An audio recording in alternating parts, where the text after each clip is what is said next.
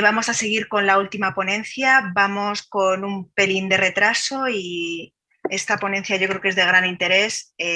Puede ser que lleguemos a las 7:30 y vamos a ello. Otros modelos de residencia de la Unión Europea y de Estados Unidos. Vamos a hablar con 3 residentes. El doctor Alejandro Barros, que es residente de 4º año de neurología ahora dirá él, el hospital de Alemania, que me parece un poco complicado decirlo. El doctor Carlos Parra, que es residente de 5º año de anestesiología en Estados Unidos. Y el doctor Antonio Alarcos, que va a empezar la residencia ahora en septiembre y nos van a contar un poco su visión, las salidas al acabar la residencia, cuáles son los modelos de residencia, cómo se accede a la residencia en otros países. Y bueno, pues empezamos. Alejandro. Hola, no sé si me escucháis. Perfectamente. Bueno, pues muchísimas gracias por invitarme aquí, la verdad que es un honor estar aquí. Y bueno, pues veo que como vamos con algo de retraso, intentaré ser conciso y breve y intentaré no enrollar a la gente. Bueno, me habéis llamado pues para que intente hablar o explicar algunos modelos diferentes hacia la residencia o modelos diferentes, ¿no? de trabajar fuera de España. Luego, pues bueno, mis compañeros hablarán. Yo hablaré sobre todo sobre Alemania, que es de lo que sé, es de lo que puedo hablar, sobre Europa, y mis compañeros pues me complementarán con Estados Unidos y también con diferentes puntos de vista de hacer la residencia allí en España y también otros países de Europa. Como digo, yo, bueno, puedo hablar de lo que sé, que es de Alemania, ¿no? Y a nosotros nos gustaría remarcar las razones por las que un médico español, un residente de medicina o incluso un especialista, decide abandonar España y irse a otro país de Europa. Entonces, bueno, he preparado una presentación que me gustaría compartir con vosotros para intentar explicar esto, a ver si funciona.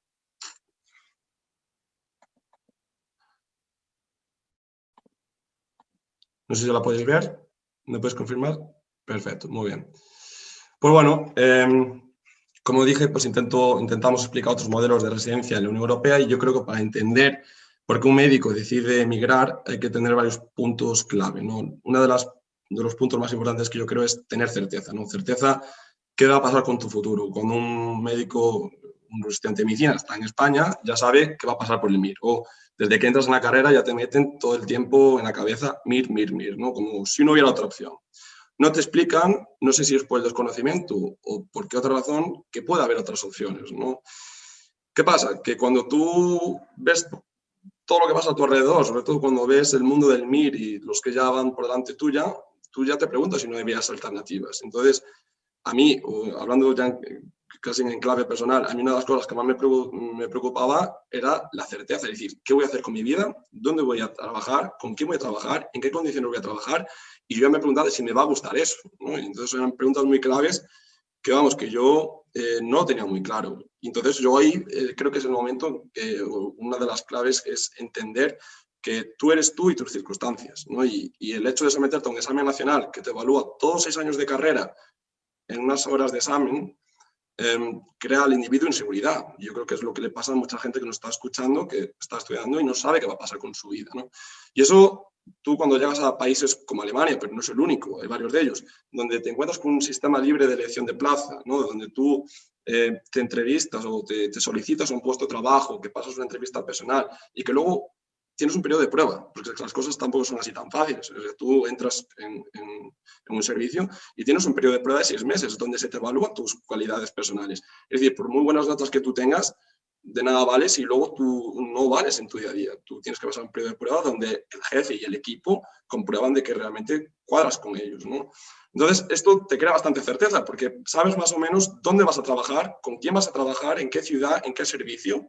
Y luego pasamos al punto número 2, que yo creo que es el más importante, que es la flexibilidad del sistema. En países como Alemania te permite cambiar de especialidad y no se te penaliza por ello. Es lo que yo pongo aquí, el derecho a equivocarte. Tú cuando eres estudiante de medicina, tú no sabes exactamente si lo que tienes en mente te va a gustar. O sea, hasta que no entras y no lo ves, no lo sabes, ¿no? Y claro, ¿qué supone España? Supone que si me quedo en España y entro a hacer una determinada especialidad y no me gusta y me quiero cambiar, tengo que repetir el MIR. ¿Qué supone para mí? Pérdida de tiempo, incerteza otra vez, ¿no? Y agobio, entre otras cosas. Entonces, en Alemania, junto con otros países, no pasa nada porque no te gusta la especialidad. Te puedes cambiar de hospital, te puedes cambiar de servicio, te puedes cambiar de ciudad, te puedes cambiar de comunidad autónoma, incluso te puedes cambiar de país, porque una vez que tú empieces un año, por ejemplo, en Alemania, lo puedes continuar en cualquier otro país de la Unión Europea. O sea, esa flexibilidad creo que no existe en España y eso es uno de los puntos claves que yo veo favorables al emigrar. Y ya no solamente eso, sino que uno, en países como este, tú puedes hacer tantas especialidades como quieras. Las puedes incluso combinar, ¿no? Hacer pues, doble formación o neurología, psiquiatría o en varias cirugías, o puedes hacer incluso subespecialidades o formación extra. El claro ejemplo en Alemania es lo del médico de emergencias, ¿no? Casi todos los internistas o anestesistas, para ganarse un dinero extra, pues se convierten de manera paralela en médicos de emergencias, haciendo cursos. O sea, tienes un gran abanico de posibilidades y de combinaciones vamos, que para el sistema español sería increíble todo lo que se hace aquí. Luego, las ayudas a la actividad médica, a la autonomía, a que tú te hagas autónomo, independiente. O sea, esto ya es más enfocado probablemente para los especialistas, que una vez que tú te hagas especialista y dices, oye, yo no quiero saber más de los hospitales, yo me monto mi clínica y yo trabajo ahí. Pues es que además tienes un apoyo, lo que aquí se llama Fordnung, tanto de las Krankenkasse, que son como las aseguradoras médicas, como del Estado. O sea, se te favorece el que tú puedas hacer eso. Y esto es sobre todo por los médicos de familia. Y luego, la flexibilidad durante el trabajo, o sea, la posibilidad de adaptarte. Es lo que dije antes, que tú eres tú y tus circunstancias. Si yo, por ejemplo, tengo hijos y yo no quiero trabajar 8 horas a la semana y quiero trabajar 4 horas a la semana para dedicarme más tiempo a mis hijos, en Alemania eso es posible. O sea, eso se habla con el médico y dices, mira, yo durante la residencia, yo no trabajo 8 horas, yo quiero trabajar pues mis 4 horas. O gente que tiene un trabajo paralelo y dicen, pero mira, yo en mi trabajo principal quizá lo reduzco a 4 o 6 horas y me dedico 3 horas a lo mío. O sea, tienes tantas posibilidades, incluso durante el trabajo, de reducir todo lo que tú quieras. Vamos al punto número 3, que son las condiciones laborales. Ya ni qué decir, los salarios, ¿no? Los salarios también hay que decir que los salarios en Alemania son más altos, en parte porque tenemos sindicatos muy fuertes. Tenemos sindicatos médicos como el que tengo ahí, que es el Mabugabund. El Mabugabund, junto con otros, establecen recomendaciones de lo que deben cobrar los médicos en todos los hospitales. Es decir, un médico que está en Alemania, en Berlín, por ejemplo, no va a cobrar mucho más diferente de lo que cobro yo en Colonia. ¿Por qué? Porque el Mabugabund establece las recomendaciones por tipo de hospital y por comunidad, las variaciones son mínimas, y entonces a los hospitales les conviene adaptarse a lo que ellos dicen. ¿Por qué? Porque como es un libre mercado, en el momento en que yo sepa que un hospital me paga menos que el otro, directamente me voy a ir o me voy a coger a otro. O sea, tú coges lo que mejor te convenga. Entonces, a todo el mundo le conviene adaptarse a lo que los sindicatos establecen. Y he de decir que los sindicatos en Alemania van de la mano de los gestores o van de la mano de los hospitales. Esto daría para una charla, vamos, de horas, que no me puedo extender, pues porque es un sistema bastante diferente, pero que sería interesante entender que los sindicatos en Alemania van de la mano de los empresarios y no van en contra. O sea, que aquí van en combinación. Luego las vacaciones, otro gran tema. En Alemania pues son 30 días, casi todo el mundo tiene 30 días, con opciones ampliadas hasta 40 en función de pues, horas extras o guardias.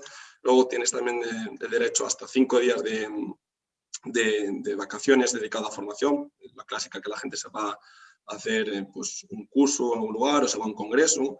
Y luego las ayudas económicas, otro tema bastante interesante, pues la gente que tiene niños, pues ayudas en las guarderías, en el transporte público, que te dan como un bono pues, para que vayas en metro o en autobús.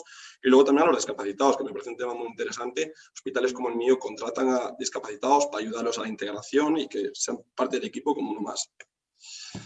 ¿Qué necesidades o de qué nos hemos dado cuenta los médicos españoles al estar aquí en Alemania? Bueno, en Alemania y en los diferentes países de Europa. Y es que hacía falta una gran red de conexión, una plataforma informativa entre nosotros. O sea, eso hasta ahora no existía. Nosotros no somos los primeros que hemos llegado aquí, ni seremos los últimos, pero sí que nos hemos dado cuenta por la gran cantidad de médicos que nos hemos encontrado aquí a la vez, casi, ¿no? Encontrándonos en los hospitales y en las calles, de que no había hasta ahora una gran red de conexión, una plataforma informativa para pasarnos información entre nosotros, porque, claro, tú al ser nuevo aquí, tú no sabes exactamente ni dominas el terreno ni las circunstancias. Y al haber gente en diferentes puntos, conseguíamos, o creemos que podríamos conseguir una mejora entre nosotros. Y informar sobre varios temas tan importantes como los que yo tengo aquí, que es diferencias en la formación médica entre hospitales, entre comunidades autónomas, entre países, la homologación de títulos dentro de la Unión Europea, el proceso de convalidación en el extranjero, la burocracia, pues para que te puedas venir para aquí, las condiciones laborales, las diferencias salariales, porque a veces pues, te pueden putear, ¿no? Y te estás cobrando menos cuando tenías que cobrar más, pues vas al sindicato y ya y ya se ajusta todo. Trabajos paralelos, otro tema interesante, los mini-jobs. Tú tienes tu trabajo principal y tú puedes trabajar en otra cosa y ganar un dinero extra. Y luego la misión retorno, gente pues, que no descarta en algún momento volver a España. Pues nosotros queremos crear esta gran plataforma informativa para echarnos un cable entre todos nosotros y informar. Y queremos informar de manera altruista pues, a todos los estudiantes de medicina, a médicos residentes y a médicos especialistas sobre vías alternativas al MIR. O sea, que sepan que el MIR no es la única vía. Con esto, pues que queremos ayudar a asesorar y acompañar a todos los médicos que deciden venirse al extranjero. Otra de las necesidades que hemos visto es que hace falta crear un puente entre España y Europa. ¿Por qué? Porque hace falta un feedback, hace falta saber lo que hay fuera para mejorar lo que tenemos. Con esto quiere decir que no todo lo que haya en España sea malo, ni que todo lo que haya en Alemania o en Suecia, donde sea lo mejor. Es decir, cada sistema coge ciertas cosas. Lo que intentamos es crear un puente, una conexión entre nosotros para coger la mejor información que haya en cada lugar y mejorarnos entre nosotros. O sea, lo que pongo ahí de crear un feedback entre España y Europa, favorecer de verdad la vocación médica, porque nosotros lo que queremos es que la gente al final sea feliz, ¿no? El coger una especialidad determinada va a marcar en gran parte tu felicidad. Y aunque la gente no se lo crea, que hay muchísimos médicos españoles que están haciendo medicina de familia y son más felices que nadie. Y cobran a veces hasta más que nosotros.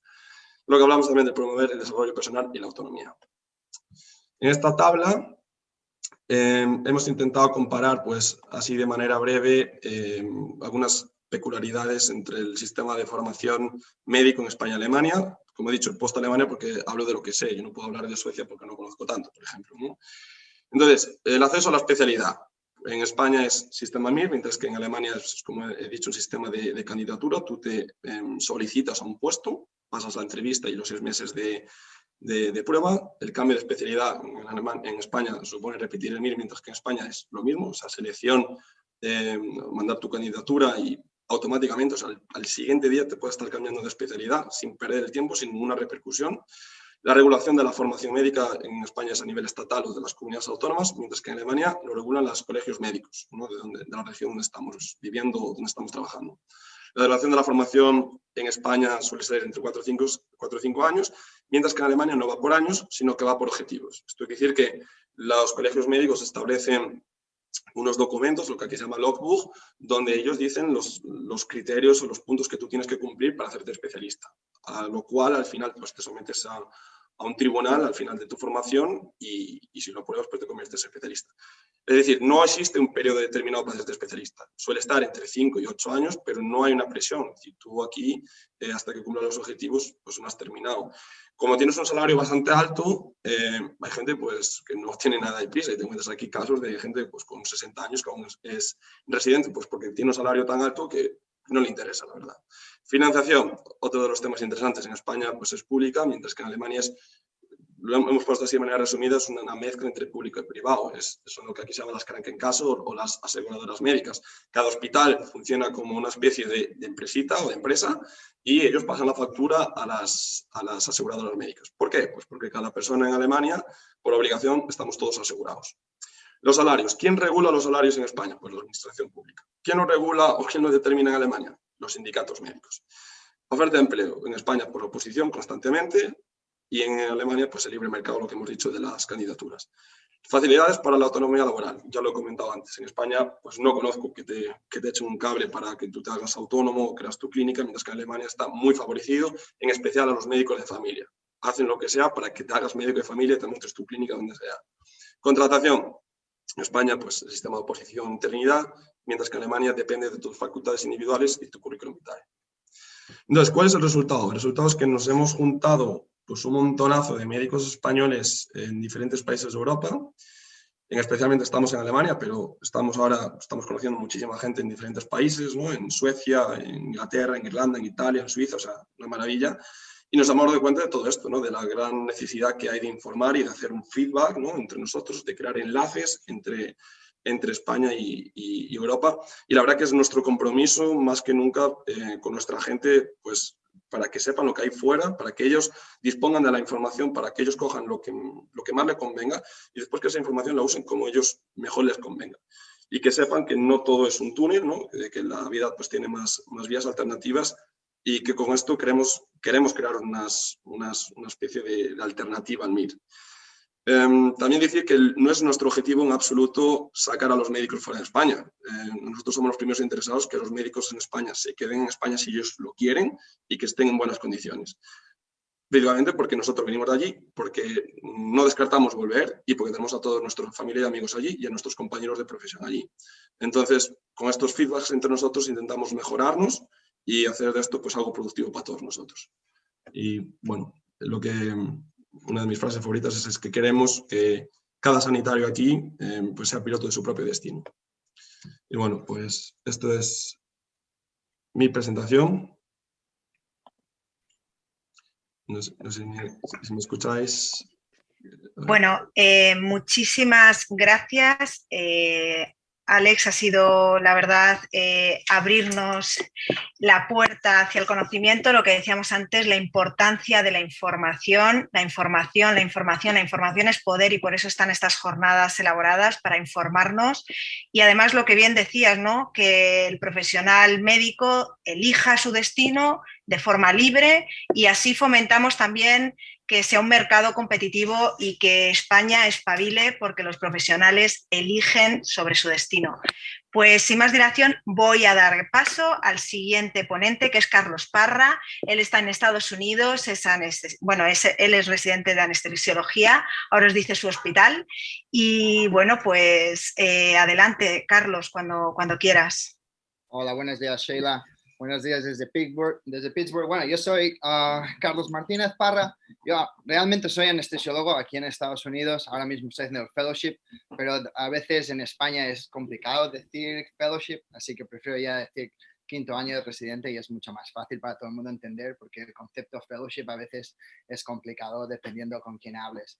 Entonces, como veréis, formamos aquí la AMEUSA, que es la Asociación de Médicos en España, porque lo mismo que pasó en Alemania, te das cuenta que no estás solo y que hay gente que necesita mucho, a veces un poco de ayuda y un poco de información, y especialmente nos encontramos con un problema con la administración española, por supuesto, y decidimos unirnos todos para poder combatir algunos problemas y así dar información a la gente. Entonces, como podéis ver, aquí es el organigrama de lo que es la organización y soy el presidente, que bueno, tengo aquí todos mis ayudantes que la verdad les agradezco su ayuda, no han podido estar aquí hoy, pero bueno, os voy a decir que para empezar, así es como yo me planteo la vida muchas veces, es a través de una analogía, y es que a veces la vida es como un juego, ¿no? Digásemos, en la que tienes que apostar y tomar decisiones. Entonces, a mí es como dicen cuando vas al casino. ¿De acuerdo? En el casino, si no sabes las reglas del juego, vas a salir perdiendo dinero. Entonces, así hay que mirar dónde hay más posibilidades para poder ganar y entonces apuestas a él. Entonces, yo lo veo así, ¿de acuerdo? Cuando yo miro, si tú quieres ir a hacer la residencia en Estados Unidos, tú tienes que mirar cuáles son tus posibilidades como una persona que es desde fuera, ¿de acuerdo? ¿Cuáles son tus posibilidades de hacer la residencia en Estados Unidos? Entonces, si yo me miro aquí, todo depende mucho de qué tipo de residencia tú quieras hacer, ¿de acuerdo? Esto es como en España. Hay residencias que son más competitivas que otras, que todo el mundo se va a pelear por cirugía plástica o dermatología. Entonces, si yo quiero hacer, por ejemplo, medicina interna, yo me puedo aquí mirar los que han ido a hacer match frente a todos los que se han presentado. Y yo puedo decir que en medicina interna pues tengo unas posibilidades de un 58% de hacer la residencia en Estados Unidos. Si yo miro que quiero hacer cirugía vascular, ¿de acuerdo? Pues ya podéis ver aquí que las posibilidades de hacer cirugía vascular en Estados Unidos viniendo desde España pues son bastante reducidas. Que no es que sea imposible, que yo conozco gente que está haciendo cirugía plástica o que está haciendo ortopedia, ¿de acuerdo? El trauma de España de aquí en Estados Unidos es ortopedia y es muy demandada, y más que nada es casi imposible. Pero conozco gente españolas que están aquí haciendo la residencia de ortopedia y simplemente es muy demandada porque es los que más, a nivel de salario, son los que más cobran, ¿de acuerdo? Entonces ahí está donde está la demanda. Pero eso también significa que son de las personas que más trabajan también, ¿ok? Así que así está la cosa. Entonces, si yo miro a través de la residencia, estos son los tipos de tanto por ciento en global, ¿de acuerdo? Digásemos el average, sin mirar la especialidad, tengo unas posibilidades del 58% que veo aquí de hacer la especialidad en Estados Unidos, ¿de acuerdo? Esto es de todos los que se presentan. Aquí veis en este gráfico dependiendo de qué tipo de especialidad estés buscando, pues te va a ser más fácil o más posibilidades o menos. Esto siempre en los que son inmigrantes que han hecho la carrera en Estados Unidos, es decir, que tú no tienes pasaporte americano. Y si yo miro lo que es en España, en el MIR, aquí están las posibilidades de hacer una plaza en el MIR, ¿de acuerdo? Es un 63%. Si tú miras a la gente que se presenta, no recuerdo de qué año cogí estos datos, pero son 12.000 personas que se presentan y que con la nota de corte son unos 10.000, unos 11.000 personas, ¿de acuerdo? Y realmente hay como 6.700 plazas. Pues si tú haces el ratio, es un 63% de conseguir plazas. Así que ya estás viendo que las posibilidades de hacer la residencia en Estados Unidos es casi las mismas que en España. Pues hay que planteárselo, hay que mirar. Es otro tipo de juego en el que las posibilidades son las mismas y por qué no apostar, ¿de acuerdo? Entonces os voy a enseñar aquí los resultados, ¿de acuerdo? El tanto por ciento real, si yo hago las matemáticas, es realmente un 40%. ¿De acuerdo? Hay que ser reales. Es todo como las estadísticas, como mides los números. Si eres americano, el tanto por ciento es del 90%. Es decir, casi todo el mundo que es americano hace match, hace la residencia en Estados Unidos y no tiene ningún problema. Si eres americano y has estudiado en el extranjero, en el Caribe, en Polonia, que los hay, ¿de acuerdo? Tus posibilidades de hacer match son las mismas que siendo de España y irse a Estados Unidos. Entonces, ahí ya podéis ver que ser autóctono, donde eres americano y tu universidad es americana, eso ya te da una garantía de hacer la residencia. Pero bueno, oye, un 40% es, al fin y al cabo, estás igual que un americano que lo ha hecho fuera, entonces no está mal. Entonces, una vez que habéis visto las posibilidades y decís jugar este juego de ir a Estados Unidos, digásemos cuál sería el mejor timing. Lo puedes hacer al acabar la facultad de medicina, lo puedes hacer durante la residencia, porque lo he visto en España, si no te gusta o estás de desacuerdo, bueno, pues mira, dices, oye, me voy y que te busquen, ¿no? Quizá. Y luego, después de la residencia. Entonces, cuando la gente me pregunta a mí que cuando se han decidido marchar, cómo hacerlo, que me convalidarían mi especialidad, que es la forma más rápida, yo aquí os voy a explicar cuál es la forma que yo creo que es lo más eficiente, lo que sería planearlo a la perfección. Es decir, yo entro a la carrera de medicina en España en el año 2016, ¿de acuerdo? Entré y me hice los exámenes, me preparé los exámenes y durante la carrera, como podéis ver aquí, este verdecillo, estoy haciendo un poco de investigación para hacer mi currículum mejor. Entonces me presento durante este tiempo, durante julio y septiembre, me presento a hacer las entrevistas, hago el match y puedo empezar la residencia en julio del 2023. Es decir, lo hago todo en España y luego me voy a hacer la residencia y pierdo el menor tiempo posible.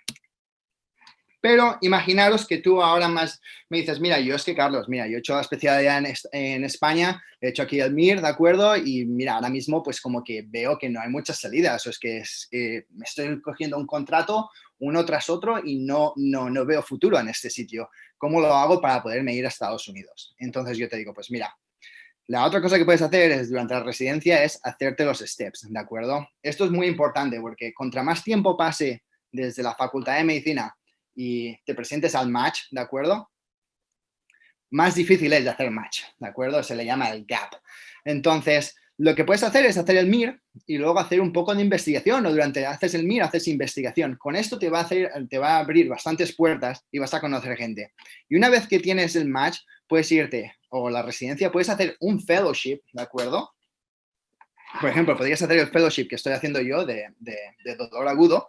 Y lo que podrías hacer es, te vas a España, vuelves a España, o podrías trabajar, pero trabajar aquí, como veis aquí el asterisco aquí que he puesto aquí, puedes trabajar después del fellowship aquí, después de un año puedes trabajar en Estados Unidos, pero únicamente en el hospital que te ha entrenado, ¿de acuerdo? Nunca serás libre de marcharte a ningún otro hospital. Entonces ahí es alguna cosa complicada porque simplemente te pueden extorsionar, más o menos, digásemos, ¿no? Digásemos, mira, es que esta persona no tiene dónde irse y yo si quiero no le subo sueldo nunca y como no se va a poder marchar, porque si se va a España pues va a tener una vida más, el sueldo no es lo mismo, él siempre va a decir que sí.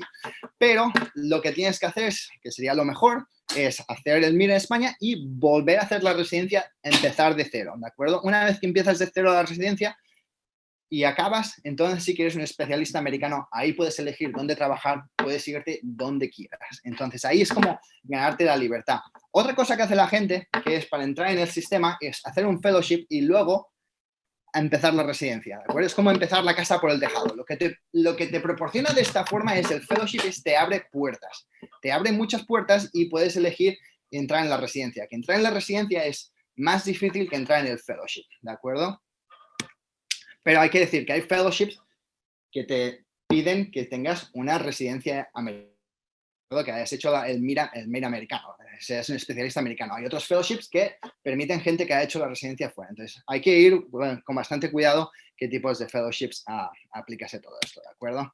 Entonces, ¿cómo entrar a la residencia de Estados Unidos? ¿De acuerdo? Pues para entrar a la residencia de Estados Unidos tienes que hacer todos estos pasos, ¿de acuerdo? Parecen muchos, pero no son tantos. Entonces, lo primero de todo que hay que hacer es validar tu título de medicina, que eso es a través de una aplicación que se hace en el ECPMG, que es simplemente una compañía privada, por supuesto, la cual pues tiene todos los datos de todas las facultades de medicina en el mundo y ella valida que sí, que te hayas graduado y todo eso. Para conseguir eso, pues tienes que solicitar el número en esta compañía, pagar, como en esta vida, en Estados Unidos se paga por todo, por respirar, si hace falta, y entonces has de complementar los formularios, verificar tu identidad y todo esto, enviar una traducción que tiene que ser notarial, que yo me acuerdo que esto es bastante caro, pero bueno, una vez que lo haces todo, pues te dan el token o el esto y entonces puedes empezar a hacer tus exámenes, ¿de acuerdo? Tienes que hacer exámenes para poder, que son estos Step 1 y Step 2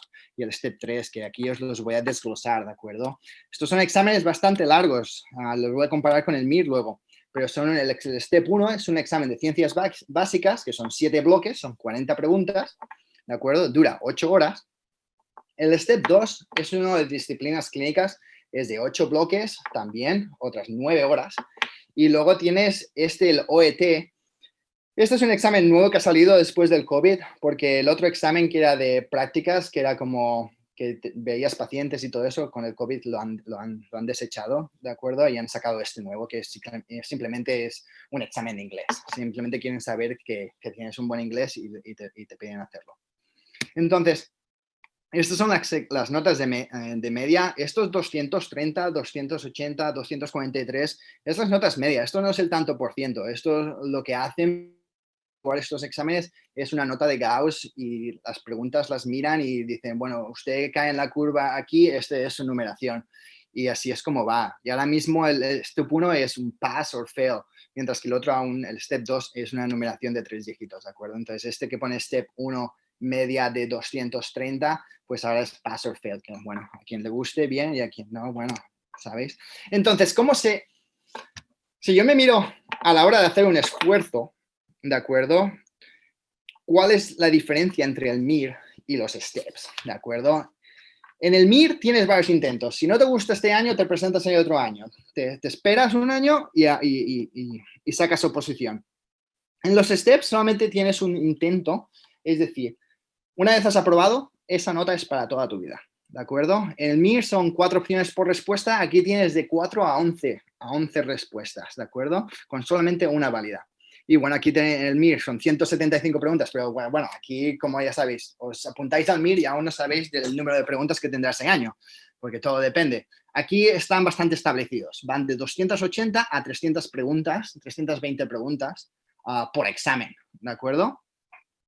En el MIR hay alta variabilidad. Aquí el formato de las preguntas está muy bien establecido. Cada pregunta pasa un sistema donde la evalúan, la miden el grado de dificultad. Bueno, hacen virguerías hasta que dicen, sí, esta pregunta es candidato para un examen y la mantienen. Luego en el MIR no hay tiempo de descanso oficial. Aquí tienes un descanso durante el examen que normalmente está limitado a 1 hora y tú te lo puedes organizar como quieras. Entonces, aquí lo que me gusta mucho de América es que tú eliges el día en el que decides hacer el examen, versus en el MIR lo eligen por ti. ¿Quién sabe si aquel día, pues mira, te encuentras mal o te ha pasado algo familiar o lo que sea? Entonces aquí te lo puedes acondicionar a tu momento. Pero eso sí, si tienes que aplazarlo o es así, pues bueno, pues siempre te van a pedir dinero por cualquier cosa, ¿de acuerdo? Pero bueno, al menos tienes la opción. y no restan los fallos, versus que en el MIR te van a restar los fallos. Aquí, si no sabes la pregunta, al menos clica alguna respuesta y ya está. Y el formato es electrónico.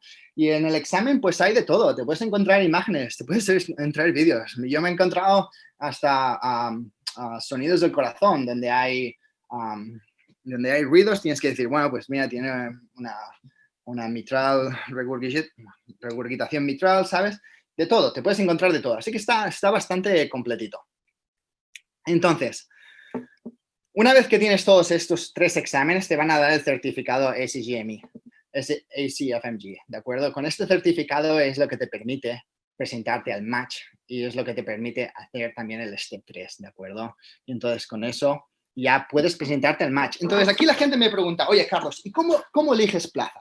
¿Cómo eliges plaza? Una vez que he hecho yo todos mis exámenes, es el momento para mí de escoger plaza. Entonces, aquí hay un algoritmo que está muy bien. Esto es como una aplicación como un Tinder, ¿de acuerdo? Digásemos, para que os deis una de estos. Tenemos aquí el hospital número 1, el hospital número 2 y el hospital número 3 y 4.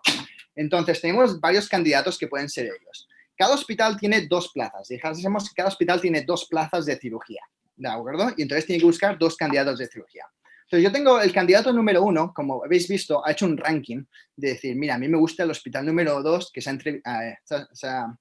entrevistado con el hospital número 1, 4, 3 y 2. Y así es como le gustan, ¿no? A mí me gusta el 1 porque, mira, yo vivo cerca del hospital número 1 o mi familia está cerca del hospital número 1. Pues lo voy a poner en el primer ranking. El candidato 2 únicamente se ha entrevistado con estos 2 hospitales o es los hospitales que le gustan y los otros ni los ha rankeado, ¿de acuerdo?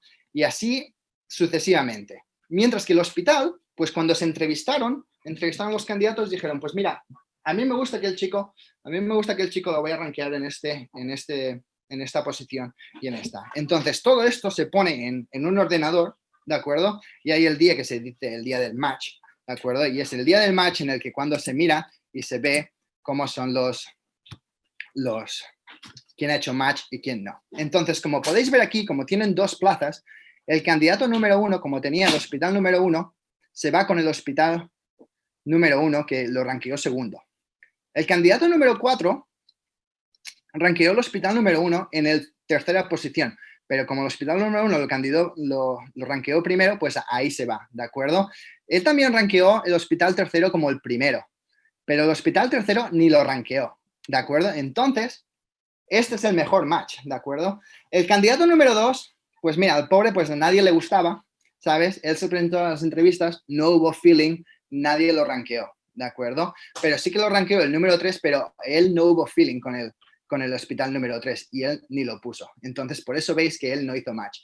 Él aún tiene la oportunidad en la semana siguiente del match de ir a buscar estos espacios huecos que han salido. Por ejemplo, el hospital número 4 no ha conseguido ningún candidato. Entonces, hay 2 plazas de cirugía que sobran, ¿de acuerdo? Entonces, hay posibilidad de ir esa semana a buscar la posición. Os he de decir que, a ver, esto del SOAP es una cosa bastante complicada. Siempre sobran bastante pocas plazas porque hay más candidatos que hospitales, ¿de acuerdo? Entonces, eso hay que tenerlo en cuenta, ¿de acuerdo? Esto es viendo que hay más plazas que candidatos, pero es para que tengáis una idea. Así que el SOAP son pocas plazas que, bueno, yo he visto personas, yo conozco personas que sí, que han conseguido plaza en el SOAP, el Supplement Offer Application Position, o como se llame. Entonces, ahora vamos a hablar de lo que vale el dinero, ¿de acuerdo? Si yo tengo que apostar el dinero en esta decisión versus en el MIR, ¿de acuerdo? ¿Cuánto me cuesta a mí aplicar a Estados Unidos? Entonces, la validación del título ya habéis visto, va a costar unos $450. El Step 1, estos exámenes no son baratos. El MIR vale $35, ¿de acuerdo? En un trozo de papel. Pero aquí te van a cobrar $1,000 por uno, 1,000 por el otro. El Step 3, que no lo he puesto aquí, vale otros 1,000. Entonces, la aplicación al ERA, y aquí viene aplicación a los programas, ¿de acuerdo? Cuando tú envías tu currículum, tú pagas para que ese currículum se vaya al hospital. Entonces, tú pagas $25 por cada vez que tú envías el currículum a alguien. Y eso lo hacen para que tú no envíes el currículum a todo el mundo, para que seas un poco más, selecciones mejor y seas más específico. Y entonces tú puedes ir, yo aconsejo a la gente, especialmente si vienes desde fuera, de pagar bastante más y pues mira, amplías tus posibilidades, ¿no? Una vez que has llegado hasta aquí, amplía tus posibilidades y envía a todo el mundo. Entonces, te puede ir la aplicación entre 100 y 2.000 dólares. Y luego, pues, tienes que ir a viajar, si te rankean, si te ofrecen una entrevista, pues tienes que ir al hospital y entrevistarte. Que a ver, el año pasado estuvo muy bien porque lo hacías por el Zoom por el Zoom, y pues mira, te ahorrabas el dinero de viaje y todo eso, pero por cada entrevista, pues calcula que te va a salir a unos 300 y 600 dólares por entrevista. Y luego si vas a mirar entre libros y academias, son 10.000. Entonces, ¿cuánto te cuesta en total? Estamos hablando, aplicar a Estados Unidos te va a costar unos 12.000 dólares, entre 7.000 y 12.000 dólares. Todo depende de lo que tú necesites, pero yo calculo unos 7.000 yendo bastante apurado y a modo de guerra, más o menos, ¿de acuerdo? Entonces, ¿cuánto me cuesta el MIR? El MIR, ¿vale? Aplicar al MIR. Pues bueno, pues Redacción Médica hizo un estudio, aquí yo no me he puesto a plantear, pero hay gente que se gasta entre 2.500 y 9.000 euros. Entonces ahí, para gastarme 9.000 euros y tener las mismas posibilidades de hacer la residencia, pues creo que hay que planteárselo y quizá te puedes ir a Estados Unidos y ahora hablaremos de salarios, ¿no? Lo que te puede dar el mismo de esto. Lo único, hay otra diferencia, ¿de acuerdo? Que no sé si es a nivel europeo, pero a nivel de Estados Unidos hay exámenes durante la residencia, ¿de acuerdo? Aquí no es como estudio el MIR, acabo el MIR y no estudio más ni abro un libro. Aquí hay exámenes y hay un examen en cada año que haces que se llama el In-Training Exam, ¿de acuerdo? Que es un examen que lo hacen todos los residentes ese año y se comparan entre todos los residentes, pues, ¿de acuerdo? Es una competitividad y hay hospitales en el que te dicen, pues mira, tú tienes que estar por encima del percentil 30 y si no estás por encima del percentil 30, te pueden echar, ¿de acuerdo? Entonces hay bastante presión en que durante estás trabajando, pues que vayas estudiando y saques buena nota en ese examen, que simplemente estás compitiendo contra tu compañero. Y luego, al final de la residencia, pues tienes un examen escrito, el oral, y un examen práctico, que es para ser Board Certified.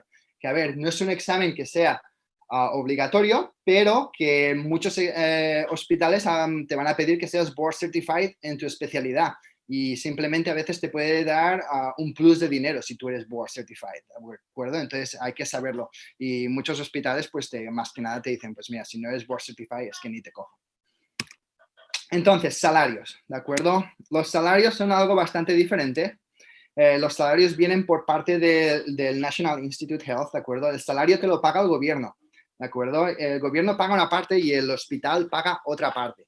Entonces, esos son los salarios que van de media. Cuando empiezas en 55.000, ¿de acuerdo? Brutos, ¿de acuerdo? Se te quedarán en unos 40.000 después de impuestos. No, en unos 38.000, más o menos. Esto es salario mediano. Si tú empiezas a trabajar en Nueva York, ya te dan un poco más de dinero porque, claro, la vida en Nueva York es algo más cara, entonces tu salario quizá empiece en los 65.000 y va para arriba. Una vez acabas la residencia, los salarios aquí como attending son algo bastante más mejores, digásemos. Tu salario se multiplica por 10, más o menos, ¿de acuerdo? Estamos hablando que los que más cobran, como dijimos antes, son los cirujanos ortopédicos. Esto es como el salario mediano, ¿de acuerdo? Anual. Estamos hablando de casi que $500,000. Y luego que medicina interna, medicina de familia, pues 230.000, dependiendo de la zona donde vivas, ¿de acuerdo?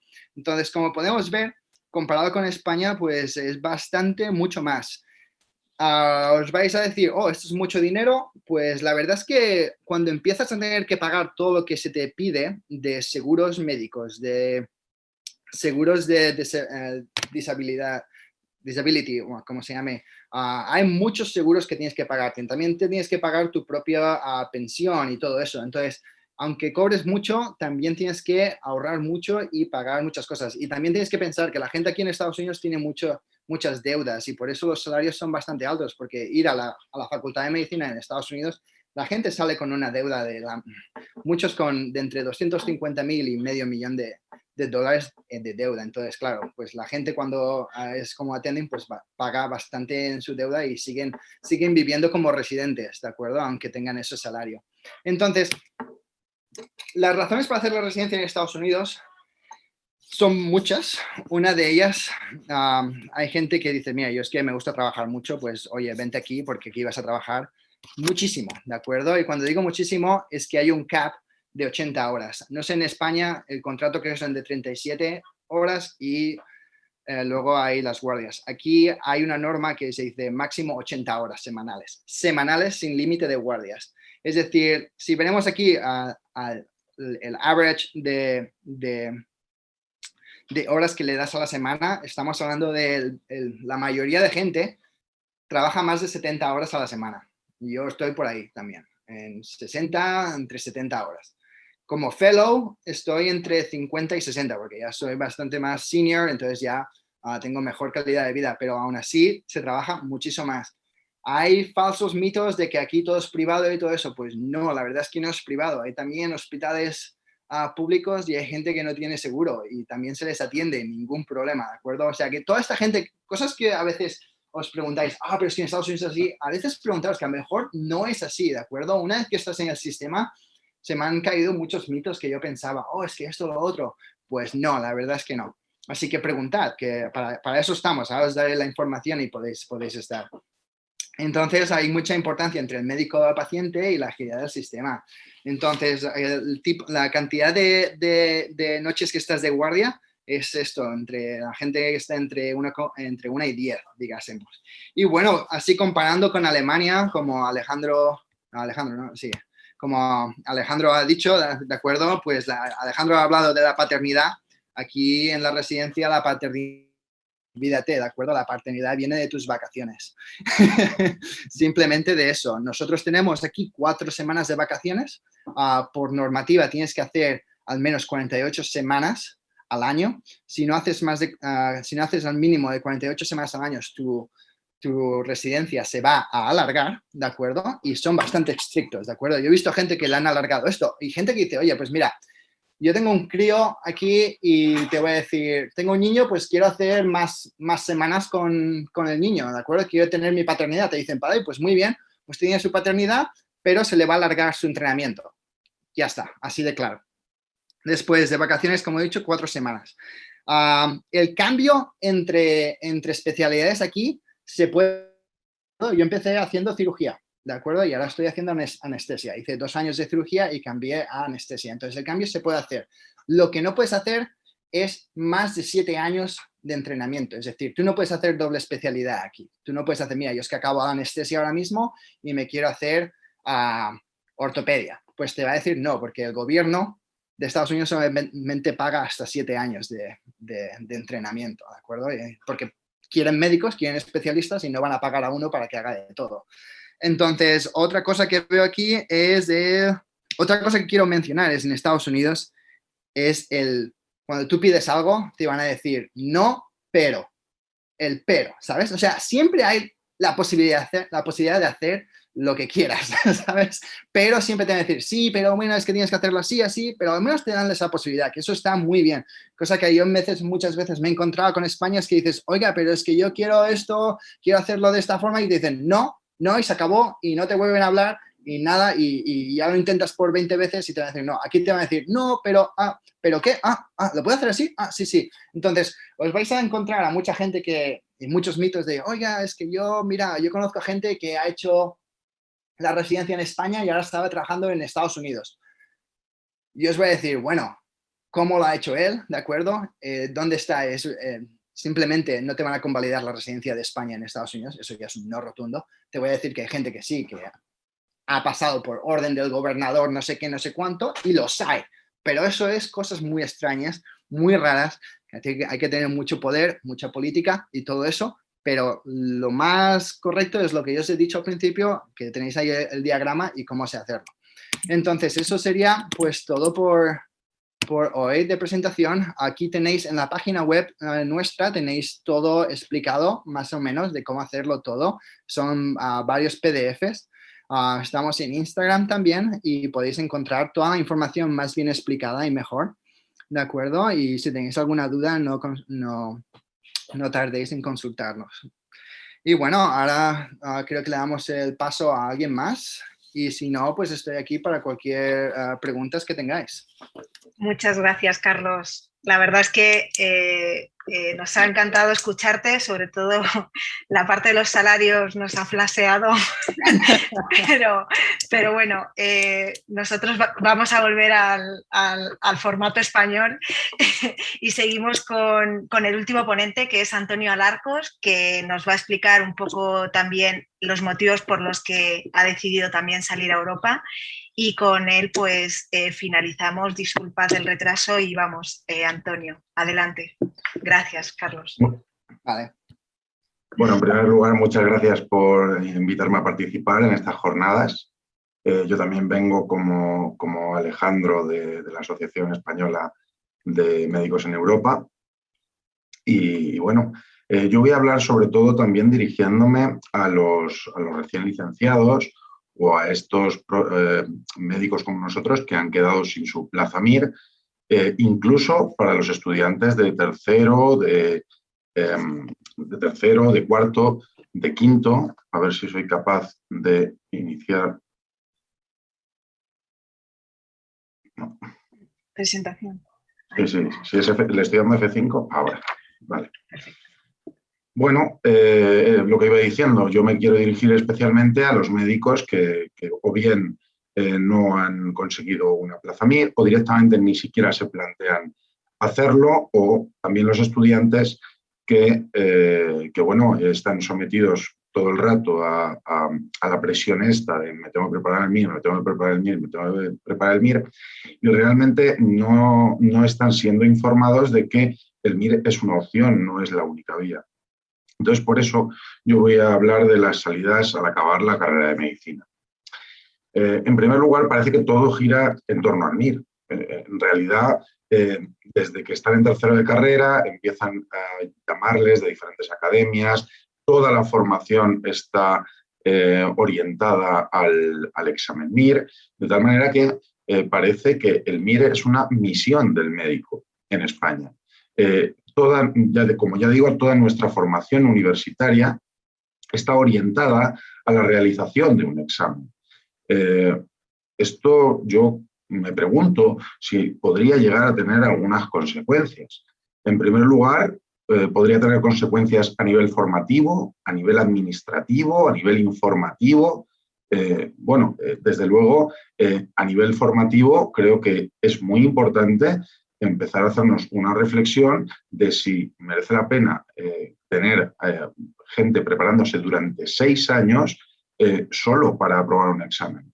Es una reflexión que quiero dejar aquí, pero creo que la medicina es mucho más que contestar preguntas tipo test. Y si bien es cierto que después, durante la residencia, muchos médicos dicen que es cuando realmente se aprende a ser médico, creo que ser médico antes de hacer la residencia o incluso haciendo otra cosa también es bastante importante, sacar alumnos preparados para ejercer la medicina directamente. A nivel administrativo de repente nos encontramos con una sorpresa. Faltan médicos. Esto es un fenómeno inquietante porque faltando médicos, los certificados de idoneidad para abandonar nuestro país se han multiplicado por 4. Además, es que incluso después de completar las residencias, en diferentes comunidades autónomas hay gente que no se quiere quedar a trabajar. Entonces, faltan médicos y parece que más van a faltar. Incluso cuando se genere la jubilación del baby boom, puede que en España haya realmente un problema para encontrar profesionales. Pero bueno, a nivel informativo creo que es donde seguro hay más carencias y más consecuencias de todo este sistema orientado a la realización del MIR. Los alumnos realmente no conocen otra vía. Ellos acaban su carrera y dicen, soy licenciado en medicina y ahora el MIR. Pues yo creo que no es la pregunta correcta. Creo que la pregunta correcta es esta. Soy licenciado en medicina, ¿y ahora qué?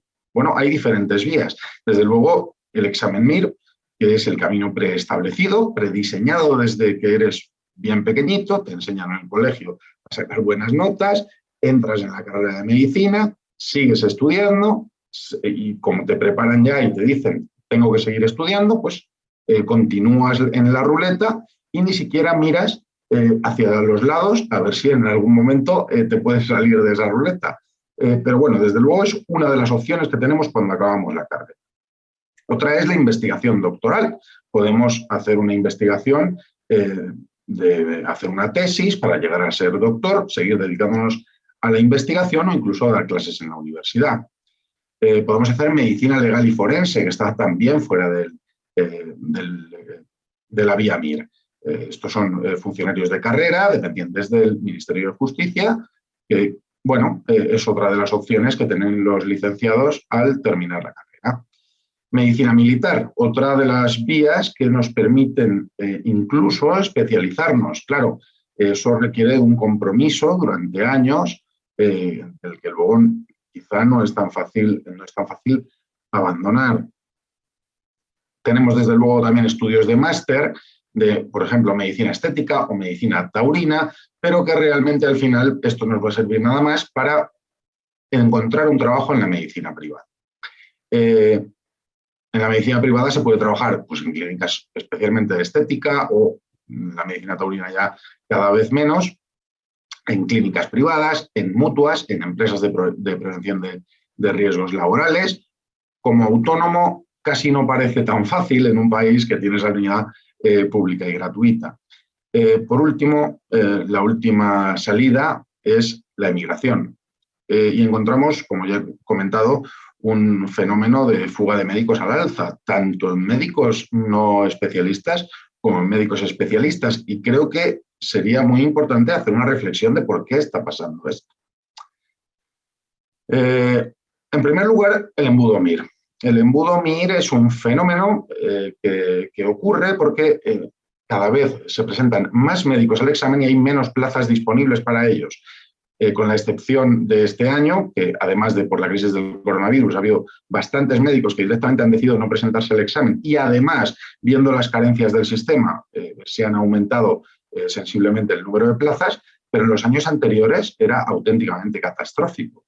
Se presentaban quizá 6.000 personas, había 6.000 plazas y se presentaban 14.000 personas o 12.000 personas. Entonces, ha variado muy poquito esto. Creo que este año, en el año 2020, creo que se ofertaron 400 y pico plazas más, en el 2021 casi 700 más, pero aún así tenemos una bolsa enorme de médicos que parecen o creen estar condenados a repetir el MIR una y otra vez hasta conseguir elección de plaza. Esto para ellos, desde luego, supone una presión psicológica y emocional grande, porque como el MIR no es solo estar un año estudiando el examen, es una inversión en tiempo, en dinero, en gasto, sin garantías, además, de poder llegar a sacarlo. Y no solo eso, tenemos que las alternativas al MIR, en caso de no entrar en esta vía del examen, son poco atractivas o muy limitadas. Es decir, cada una de las que he explicado, pues bueno, tampoco hay tanta oferta de trabajo en la medicina privada. Los salarios en la medicina privada para un licenciado son mejores que para un residente, o al menos hasta donde yo sé, pero mejores, bastante mejores. Pero claro, no tienes un techo laboral, no puedes crecer más allá de eso. Entonces, bueno, parece que es la pescadilla que se muerde la cola. Como no me presento al MIR, tengo un techo laboral, pero siempre está la opción de irse y por eso estamos analizando la fuga de médicos. Hay una falta de flexibilidad muy grande en España. No tienes ninguna libertad real, efectiva, para elegir la plaza que tú quieres, decidir el destino de tu vida. Elegir una plaza de una especialidad no es simplemente me coloco aquí porque es donde me ha tocado. Es que lo que tenemos que pensar es que es el camino que hemos elegido para el resto de nuestra vida. Y creo que el resto de nuestra vida es algo lo suficientemente importante como para no dejarlo al albur de un número, porque ese número puede significar nuestros siguientes 70 años y es mucho tiempo. Además, aquí en España es imposible compatibilizar y hacer a la vez varias especialidades, cosa que, por ejemplo, en Alemania o en otros países de Europa sí que se puede. Y que además se te reconoce todo lo que has hecho cada 6 meses. Lo más sangrante, pienso yo, es las condiciones laborales que tienen los médicos médicos durante su especialización. Es decir, son empleos horriblemente mal remunerados, además incompatibles con tener otro empleo, y parece que realizan funciones de personal estructural cobrando como personal en formación. Hay múltiples quejas de residentes en España que afirman esto. Aparte, con una perspectiva de futuro muy limitada, porque tenemos que pensar que aquí sacar plaza MIR no es simplemente entro en una especialidad y ya me quedo. Es que cuando acabas la especialidad, nada te garantiza tener un contrato, ni quedarte en la ciudad en la que estás. Entonces, no tienes muchas perspectivas cobrando poco y sabiendo que cuando acaba tu residencia se acaba tu trabajo, como para plantearte tener una familia o establecerte para comprarte una hipoteca, si es que te la dan, etcétera, etcétera. Y aquí vamos también a las condiciones laborales tras la especialización. Empleo inestable, generalmente una barbaridad de interinos sometidos a un constante sistema de oposición para intentar conseguir una plaza fija y una remuneración y unos salarios muy pobres en comparación con el resto de países de nuestro entorno. Esto genera también dificultades personales, como ya he comentado, derivadas de lo anterior. Si yo no tengo una estabilidad laboral, si yo no tengo un trabajo fijo y estoy permanentemente de interino, yo no me puedo plantear comprarme una casa, establecer una familia. Entonces, claro, si otros países están reconociendo a los médicos españoles y están permitiéndonos trabajar con ellos de una forma estable, de una forma además dinámica, que nos permita afrontar nuestro futuro con todas las garantías, pues es una posibilidad que desde luego está abierta y que la gente debe conocer. Entonces, yo pienso, ¿el MIR debe ser enfocado como misión para los médicos? Sin duda no. Sin duda no. ¿Por qué? Pues en primer lugar porque ser médico es mucho más que un número en un examen. Y en segundo lugar porque existen más alternativas tanto para especializarse como para trabajar. Hay que concebir el MIR como una opción. El mundo es enormemente grande. Hay una barbaridad de oportunidades en Europa, hemos visto también en América, en diferentes países donde realmente los médicos españoles están enormemente valorados. Y creo que cada médico debe tener por lo menos la posibilidad de informarse y elegir libremente su futuro de manera individual, sin tener miedos, y darse cuenta del poder real que tiene su título tras la carrera, que abran la mente, que no constriñan su libertad y no se aplasten a sí mismo. En realidad no existe el camino fácil, pero desde luego hay que estar informado de todos los caminos y elegir el mejor para uno mismo. Y por eso estamos los médicos españoles en Europa aquí, para informarles. Así que muchas gracias. Bueno, muchas gracias por la participación, Antonio. Y bueno, ya íbamos con retraso, no hay ninguna pregunta y bueno, pues agradeceros a todos la participación en estas jornadas. Mañana seguimos en horario de mañana y bueno, si hubiera alguna pregunta mañana, las conclusiones se puede también definir. Gracias a todos y hasta mañana. Muy bien, muchas gracias. Gracias. Hasta luego. Gracias, adiós.